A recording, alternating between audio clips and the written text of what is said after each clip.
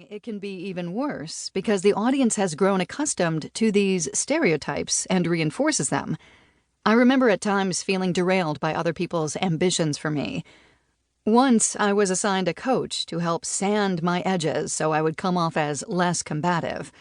The idea was to mold me into morning show material. Turns out this wasn't such a good idea. One day during my training, a young boy was my guest on Today, and I proceeded to grill him like he was under indictment.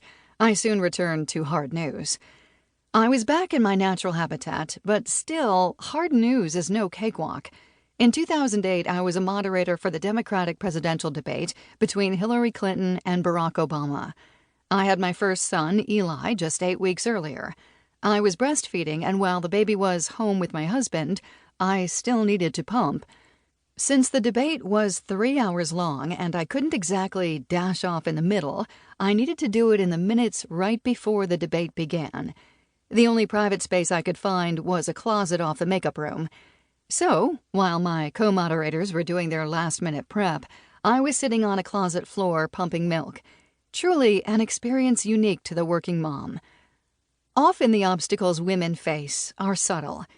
No man shut me in a closet right before the debate.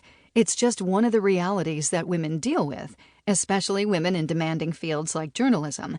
Staying home with a sick child, taking maternity leave, asking to return with limited work travel, the repercussions rarely announce themselves.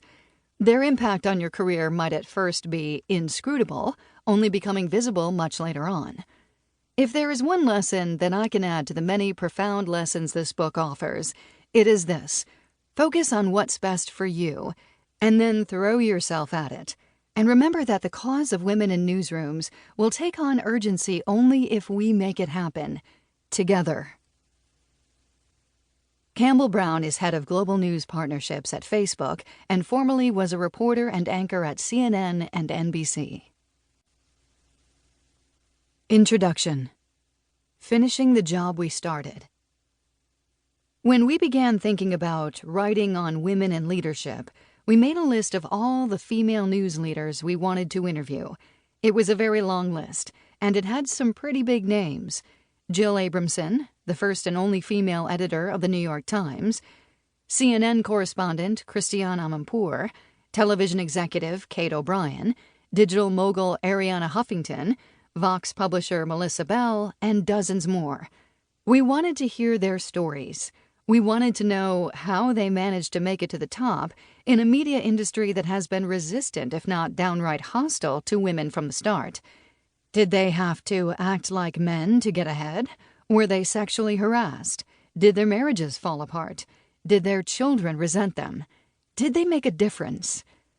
These are not the kinds of questions you typically pose to people with whom you have only a passing acquaintance, or no acquaintance at all, and we were not at all sure anyone would want to answer them.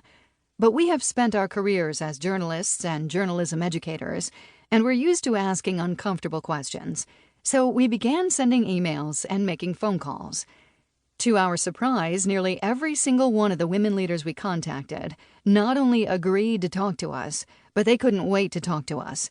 And once they started talking, it was difficult to get them to stop. Our interviews, conducted in person and on the phone, often stretched into hours and sometimes days, and more often than not, ended with suggestions of yet other women who had something important to say. Women we shouldn't overlook. In the end, we conducted nearly 100 interviews with women who have changed American journalism over the past 40 years and who continue to shape news as we know it. For the most part, we focused on women behind the scenes rather than those in front of the camera, women who run control rooms, newsrooms, and boardrooms of established and emerging media powerhouses. They are the ones responsible for managing the machinery that is the American news business, and their decisions help shape what millions of Americans watch and read every day.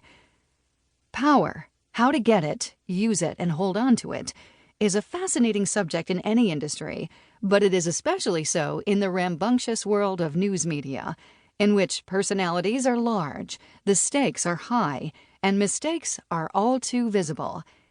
The women who set out to make this world their own found themselves in the cultural crosshairs of an America